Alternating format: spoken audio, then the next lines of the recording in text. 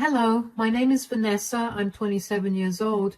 Only a year ago, I went through a life-threatening event that resulted in my in-laws getting arrested and me getting a divorce from my husband.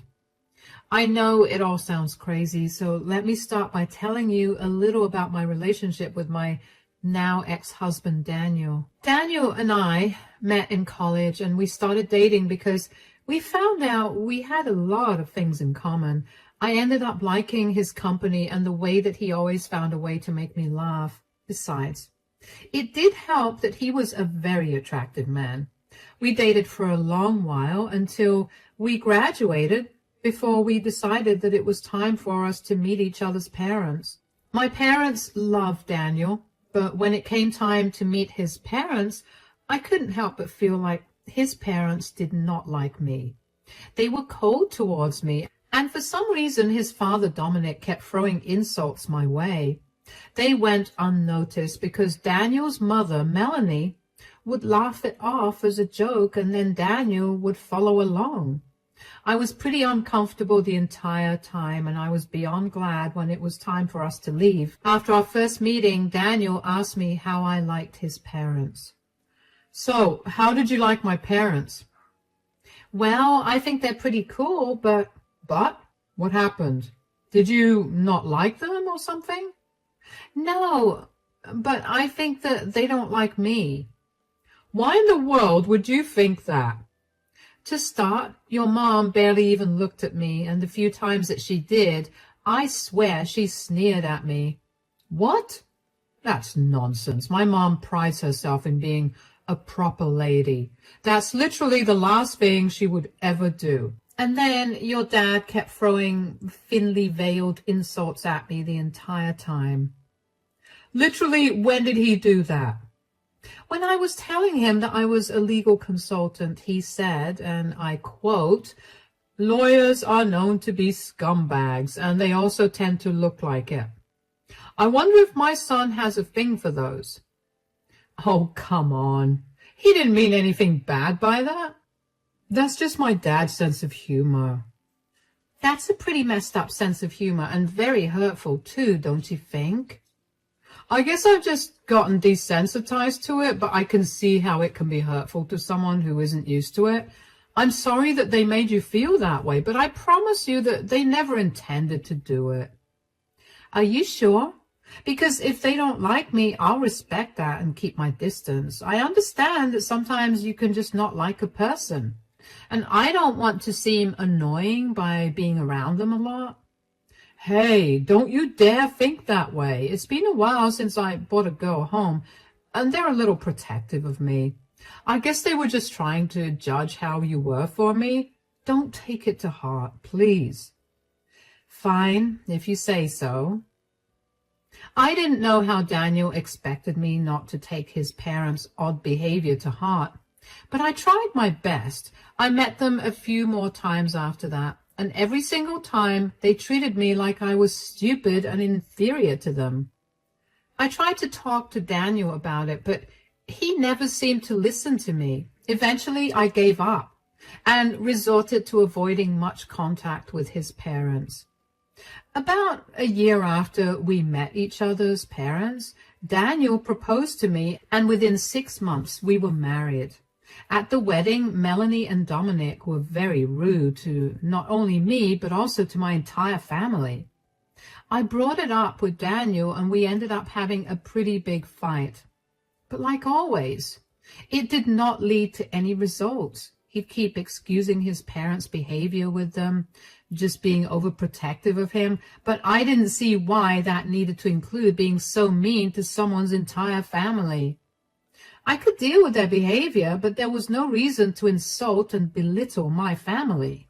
After that, I pretty much barely spoke to either of them, and that was the way it was for a good 6 months. Daniel tried his hardest to mend the relationship between me and his parents, but every time I caved and went to visit them, they'd get more egregious with their insults. I will say that no matter what they said or did, I never once retaliated. I was always nice to them, and I never penalized Daniel for not taking my side. I only expected an apology when they took it too far.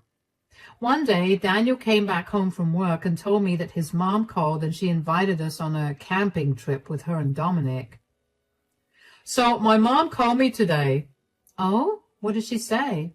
She told me that she and Dad were going on a camping trip this weekend. That's nice. Good for them. Yeah, well, they invited us too, and I really want to go. You can go if you want to, sweetie. What about you? They invited you along as well. In fact, Mom insisted that you come along. Really? Why? She never liked me to begin with. This again. My mom loves you. She's just not openly affectionate. Honey, she tried to push me into our wedding cake at our reception. I don't think she likes me at all.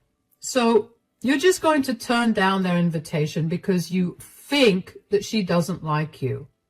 I just don't see why I should be there. I mean, I'll only ruin the mood considering how your parents and I don't really get along so well. That's nonsense. What has my dad ever done to you? He hasn't done anything, but he's sure had a lot of insults to throw my way whenever you're not around, which, by the way, your mom finds hilarious. Are you trying to make my parents seem like some evil in-laws or something? Because I do not appreciate that at all. Daniel, I'm not trying to do anything like that. I've been trying to tell you from the start, but you would never listen to me. I don't feel comfortable being in the woods with two people who blatantly dislike me. It's just not my cup of tea. Why can't you see this as my parents' attempts to make things up then? I mean, they were adamant about bringing you along anyway. Maybe they're trying to clear all your suspicions about them not liking you. How would they even know about my suspicions? I may have told them about it, but only because I wanted you to be proved wrong so you can become comfortable around them. Daniel, you can't do that. How do you know that they won't dislike me even more now? I know they won't, and that they don't, because they've invited you to our camping trip. Keep in mind that this is a very important trip, because when I was growing up, we would go on camping trips to bond as a family. Trust me when I say that this is their roundabout way of telling you that they want to make things right with you. Fine, if you say so, but if I feel like even the smallest thing is off, you have to bring me back home. Absolutely. You have nothing to worry about. I was still very skeptical about going on this trip with Daniel's parents. They had made it abundantly clear that they did not like me, so for them to insist that I come along on some camping trip with them made me feel like there was something wrong. This feeling did not go away, and I tried my best to ignore it because I wanted to desperately believe that the invitation was their attempt to fix our relationship. When the day for the camping trip finally came, I couldn't help but notice how antsy Daniel was. I asked him if everything was all right, and he told me that he was worried about whether I'd be able to keep up with all the hiking involved. I assured him that I was, and then his parents arrived to pick us up. On the drive to the campsite, I ended up falling asleep because the anxiety about the trip kept me up the previous night and on my toes during the entire day.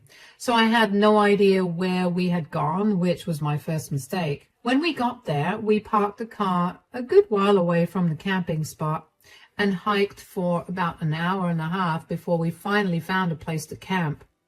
We set up our tents. Each couple shared a tent and unpacked the food we'd bought. It had been a relatively good time by that point.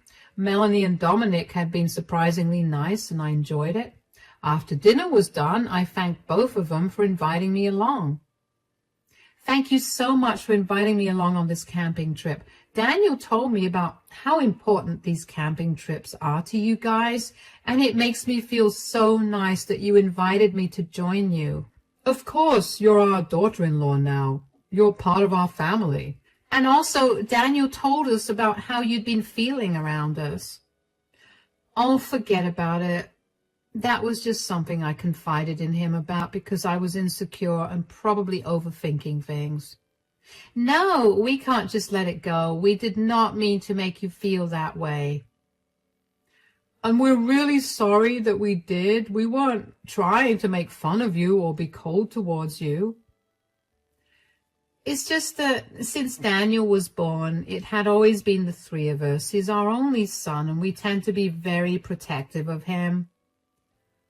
One could even argue too protective of him. We didn't mean to hurt or upset you, and we're sorry that we did. I get that. I mean, I love Daniel with all my heart, and he's a wonderful man. I see why you guys care so much, and I can assure you that I too want only the best for him. Yeah, she makes me very happy, and there's nothing better that I could have asked for. I'm glad that's the case. As long as you keep him happy, I'm sure we'll never run into any problems together. Dominic, don't say it like that. It sounds like we're threatening her, and that's the opposite of what we want to achieve today. It's okay. I'm sure that Dominic was only trying to be funny.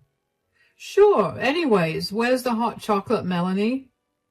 Oh, yes, it's in our tent. I'll pour us some cups and be right back. Hot chocolate? Oh, yeah, my mom makes a mean hot chocolate. I swear she must put some magic in it because no hot chocolate has ever tasted as good as hers.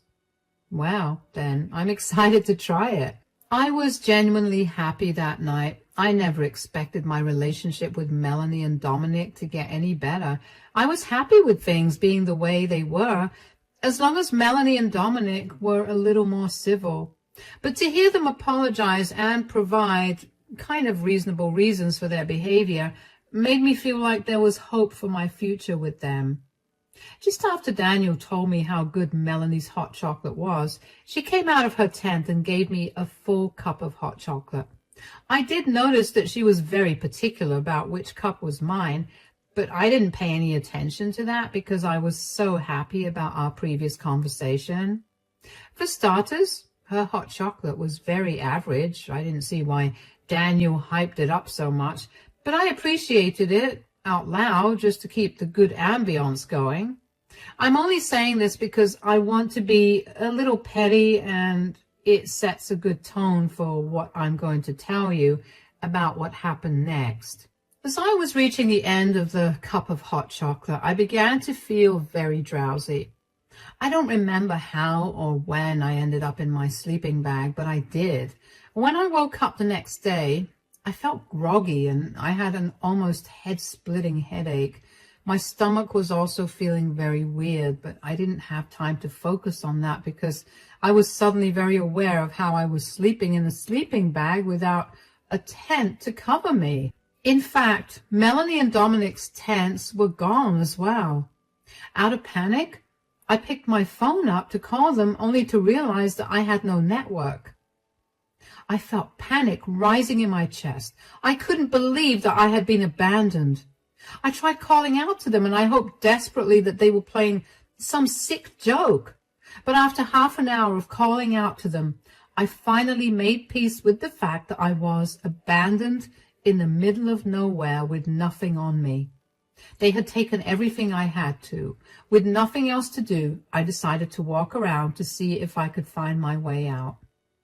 I think I walked around for at least an hour before I was approached by a man. Hey there. Hey. I'm sorry, I'm not trying to be creepy, but I couldn't help but notice that you seem a little lost. Well, I have no idea where I am. Not that you could help me. Wait, can you? Yeah, of course, I'm the park ranger. See, here's my name tag. I'm Sean, by the way. My buddy and I were scouring the area because we thought we heard the rustling of leaves and such, and we figured that there was someone around here. You know, this is a prohibited zone, right? Oh my gosh, I'm so sorry. I had no idea. It's okay. You do look a little worse for wear. Why don't you follow me to the cabin and tell me how exactly you got lost? Sure. What do you want to know exactly? I came here camping. I went to sleep, and when I woke up, it was late in the afternoon, and I was lost. Did you come here to camp alone? No, I came here with my husband and his family, but they all left me behind, which is why I ended up wandering around so I could find some way to get back home. They just left you behind? Yeah, and the funniest part is that I was just beginning to think that his parents liked me. Turns out they didn't. That's rough. But how did you not hear them clear everything out? I mean, they couldn't have been very quiet. I know, right? That's what I was thinking too. I mean, I even slept in very late, and that never happens. I have a very strong built-in clock that never lets me sleep past 8 a.m. no matter when I go to sleep. Your body clock is amazing, but your not waking up is odd. Do you think there was any foul play at hand? You know what? Maybe there was. Why do you say that? Well, last night I had my mother-in-law's famous hot chocolate, which after I finished drinking, I began to feel really drowsy. At the time, I just thought that I was very tired from the hike, but now I don't think that was it. Okay, I'm sure there was some foul play here. Anyway, we're at the cabin. I'll call our main office to get you a ride there, and then we can figure out how to deal with your situation. Thank you so much for helping me. Of course, that's my job here. I was so grateful for Sean. I mean, if he hadn't found me, I don't know what would have become of me. I will admit that I was slightly terrified when he approached me. I mean, think of all the horror films you've watched. Nothing good has ever come out of a man approaching a lady in the woods. Not to mention, Sean wasn't wearing any uniform, so I was even more terrified. But one look at his badge and I felt better. It took us a while to get to the cabin. After we got to the cabin, Sean called for a vehicle to take me out of the dense wood. While we waited for the car to arrive, Sean asked me a few more questions about what had happened. I told him everything as I remembered it. Sean asked me if I wanted to get the police involved in what happened. He told me that he had a few friends at the police station in our district, and he could help me out if I wanted to. At first I was tempted to tell him no out of pure alarm, but then the more I thought about it, the more I realized that it would be best if I did at least get some revenge on Daniel, Melanie, and Dominic. I needed to find out if they drugged me and what they used to drug me. So I told Sean that I would be okay with getting the police involved, and he quickly made a few phone calls. Just as the car for me arrived, Sean told me that the cops would be waiting for me at the main office. I thanked him profusely for his help, and he smiled at me. When I got to the main office, at least 6 cops were waiting for me there. One of them rushed up to me and asked me if I'd be comfortable giving my blood to run some tests on it, and then going down to the police station. I consented to it and followed whatever they wanted me to do. Over the next few hours, I spent a lot of time detailing the events of the camping trip to the officers and then waiting for the blood test reports. As soon as I got some signal on my phone was flooded with messages about money being withdrawn from my account. Now, I didn't have anything on me, so I knew that either Melanie, Dominic, or Daniel was stealing from me. I immediately told the officers about this, and they looked into it. After a little digging, they figured that the withdrawal was made at the ATM near Melanie's place. By this point, I was practically shooting steam from my ears because of how angry I was. I couldn't believe the audacity of that family. I couldn't wait for them to be put in their places. When the reports finally came, I was told that I had been administered a near-lethal amount of sleeping pills. My heart started racing when I heard that. I couldn't believe that I was even alive, and that Melanie and Dominic would go so far as to show me how much they hated me. The officers told me that all 3 of them would be charged with drugging and robbery if I wanted to press charges, and you can bet that was what I wanted to do. The officers asked me if I would like to ride along with them, and of course I wanted to. I wanted to be there to see the shock on their faces when they saw how their actions caught up to them. After the officers got a warrant for the arrest of Melanie, Dominic, and Daniel, and a warrant to search their house, we were off. When we finally got there, I walked up to the door and knocked on it. Keep in mind, by this point, it's well past 9 p.m., and not once did I hear anything from the 3 of them. Melanie opened the door and looked shocked to see me with 6 cops standing behind me. Oh, hey, Vanessa, where have you been? We've been worried sick.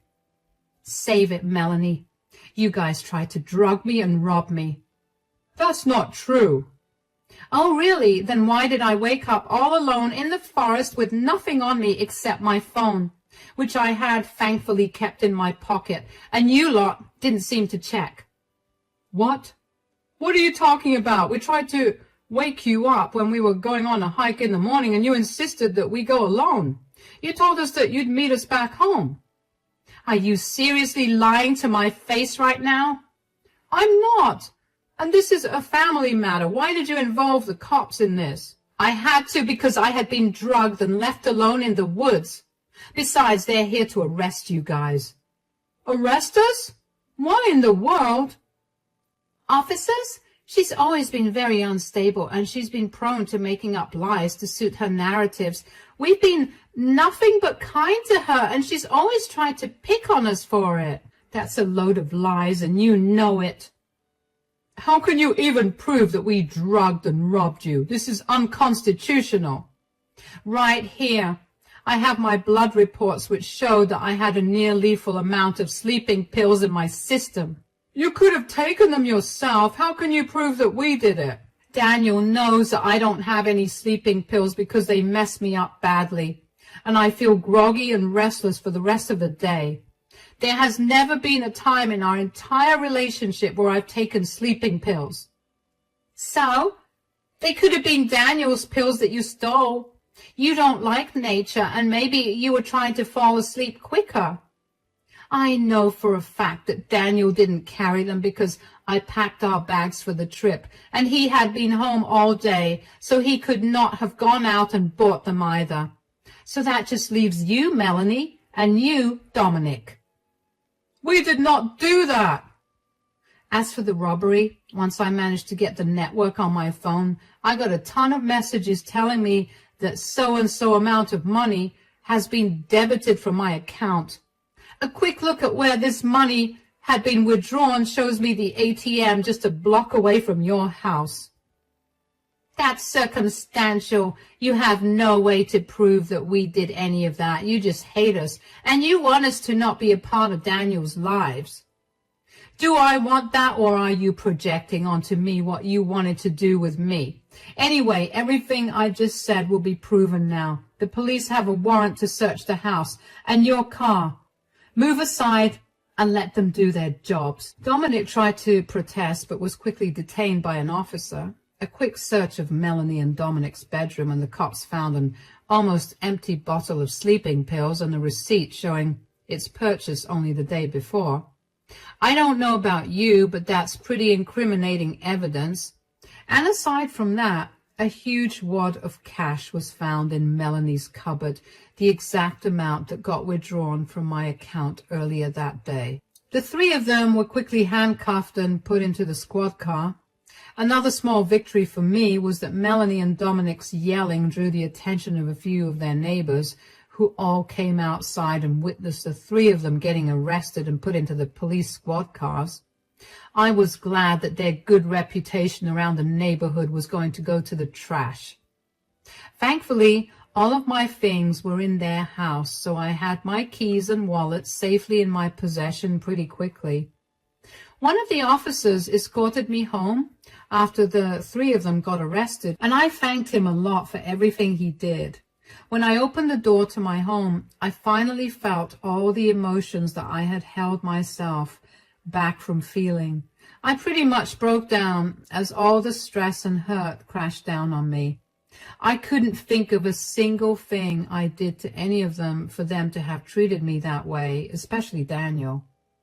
My answers did come to me, but only after months of courtroom visits for the trial of Melanie and Dominic. What about Daniel? Well, he turned on his parents and said that he was coerced into doing it. He said that he was only a witness to everything that happened and that he never did anything to aid his parents.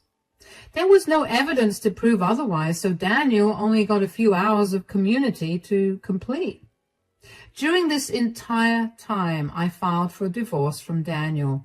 Right after he got let go by the police, he decided that the first thing he needed to do was come visit me. I saw that he was standing at my door through the security camera and debated opening the door to him. I got too curious, so I ended up opening the door. "Hi, Vanessa. What do you want?" "Look, I just wanted to apologize for everything that my parents did to you. I realize now that you were right about them not liking you. I should have listened to you, and I'm sorry that I didn't." "Your apology means nothing to me right now, and don't act like you weren't a part of their entire scheme." "I wasn't. They forced me to go along with them." "How did they do that? Did they tie you up and take you hostage? Did they drug you too? Did they blackmail you?" "No, they just told me to follow along without asking any questions." "Why did you think it would be a good idea to come here and apologize to me? You clearly didn't care about me. I was gone for almost an entire day, and not once did you try to find me." "Just because I didn't try to find you doesn't mean I wasn't worried sick." "Right, because being worried sick would have saved me if I had been harmed or hurt. Thank you, Daniel, for taking such good care of me." "I know that I hurt you deeply and that I've definitely hurt our relationship, but if you could just give me a chance to prove—" "Chance? Ha! You're not getting any chances, Daniel. I want nothing to do with you. This is it, the end. You need to leave me alone and never interfere with my life again." "But I didn't do anything. It was all my parents doing." "Yeah, you didn't do anything, but that's exactly the problem, isn't it? You just stood by and watched as your parents almost killed me and robbed me. You're lucky that you got away without a punishment. You'll be served the divorce papers soon. Goodbye." I slammed the door in Daniel's face and couldn't help the large smile that bloomed across my face. I had finally won, and I managed to get a hold of my life again. I didn't have to worry about whether I was overthinking things again and if I was going crazy. A few weeks after Daniel's hearing was done, Melanie and Dominic's hearings took place. They pleaded guilty to all their charges and were sentenced to 10 years in jail for it. They were also ordered to reimburse me for all the emotional damage that they had inflicted on me.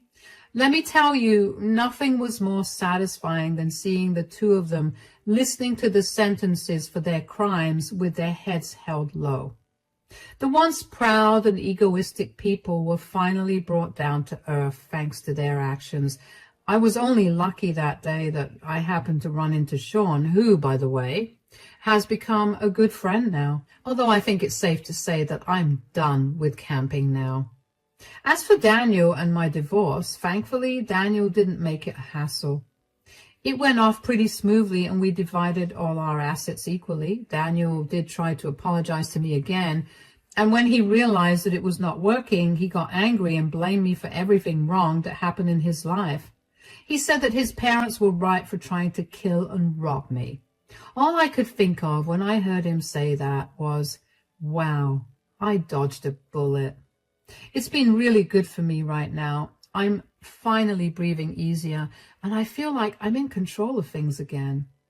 If there's one thing I've learned through this entire experience, it's to never ignore your intuition. If I had just listened to it when I thought of how odd it was when Daniel's parents insisted I come camping with them, I would not have gone through something life-threatening. I'm lucky that things worked out well for me, though, and it could not have happened without the help of some very nice people that fate happened to put in my way.